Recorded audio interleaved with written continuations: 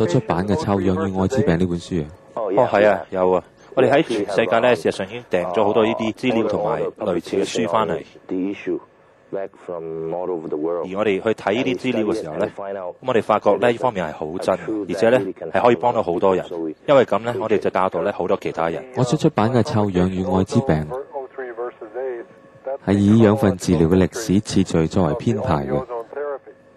而呢本書嘅資料已經被證實係正確㗎啦，亦更加俾好多嘅團體嚟去採用。內容係講到好多關於被壓抑嘅事實，譬如喺萬維網絡當中都有好多關於養分療法嘅網址嘅。冇錯，我哋有啊。正如 Ed McCabe 所講，其實喺 Internet 萬維網絡上邊有好多有關養分療法嘅資料嘅。呢個係其中一個網址，你只要輸入熒光幕上邊 location 嘅名稱就可以揾到噶啦。響當中你會揾到醫治嘅見證。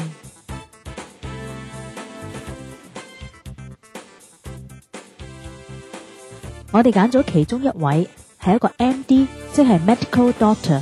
西醫嘅見證。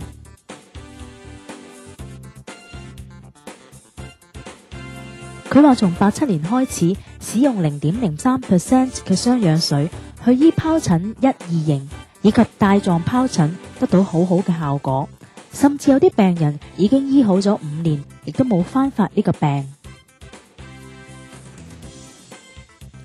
另外，我哋可以揾到用養分療法嘅醫生同埋診所嘅資料，有加拿大、美國，而我哋就揀咗一間英國嘅診所。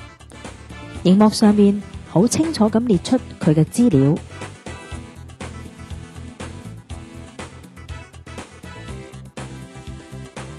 而我哋見到佢係有用雙氧水嘅療法嘅，亦有購買指南，去教你買養分療法嘅產品。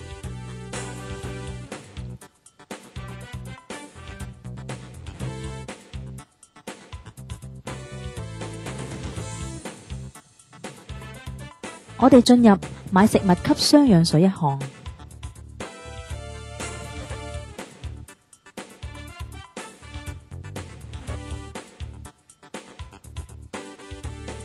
再揀購買嘅國家，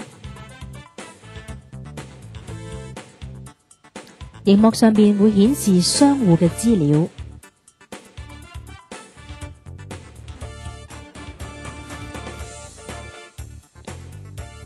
亦有教你點買養分療法嘅書籍。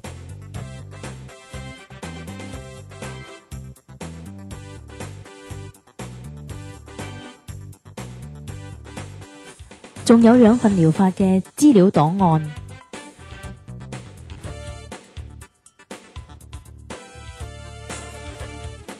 我哋揀咗10月嘅5個最佳檔案，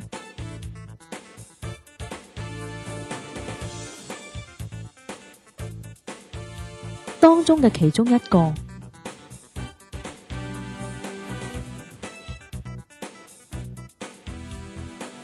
而呢份檔案都有提到，臭氧遇到水會變成雙氧水。其實 Internet 中除咗呢個 website 之外，仲有好多個網址都可以揾到雙氧水嘅資料嘅。而另外，亦有好多嘅書籍去俾你知道養分療法同埋雙氧水嘅療效。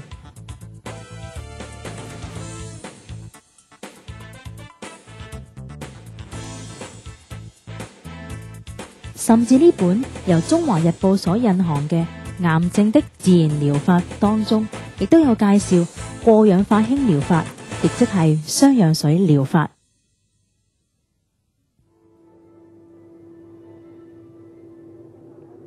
由 Jeffrey Rogers 所導演嘅得獎紀錄片《Ozone and the Politics of Medicine》係探討臭氧養分療法喺世界唔同嘅地方受到極端對待嘅現象。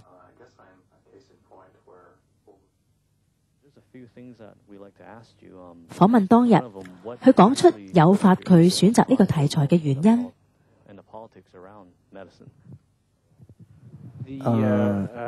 最主要因素導致我對呢樣嘢發生興趣係因為我爸爸對於臭氧嘅經驗。佢係第一位加拿大採用呢個治療法，而佢得到非常驚人嘅結果。而呢個驚人結果係一般傳統治療方法所唔能夠給予嘅醫學反應，尤其是一位患有嚴重性糖尿病而引致腳部潰瘍嘅病人，佢必須面對已經為佢安排腳部切除手術，但當佢哋開始喺佢嘅傷口周圍以外用方式使用臭氧，而呢位男士最後能夠保存隻腳，今日亦都行得好好並且十分健康。我哋開始研究呢方面，當我越去研究調查，更覺得奇怪喺事實上，呢個係顯示出資料上面分佈有極大唔平衡。歐洲有大量呢方面嘅資料，而北美洲同埋香港呢啲地方就非常缺乏呢啲寶貴嘅資料。佢1985年開始，直到現時已經受到英屬哥倫比亞外科醫生當局嘅警告同埋恐嚇。嗰個係哥倫比亞省一個註冊嘅組織，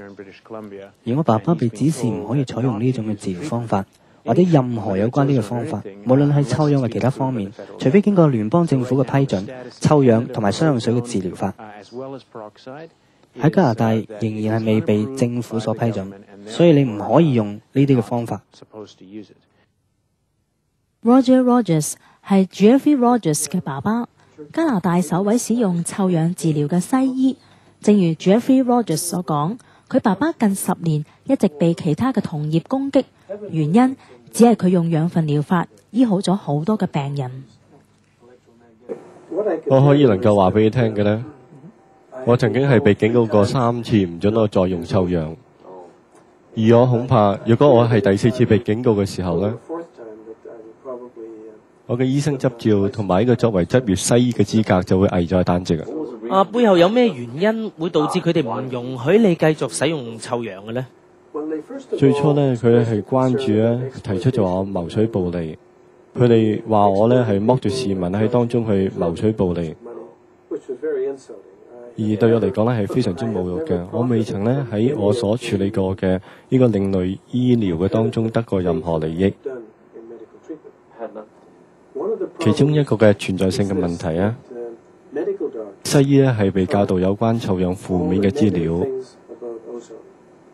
而當然呢，佢哋都認為呢臭氧係一啲嘅污染嘅副產品，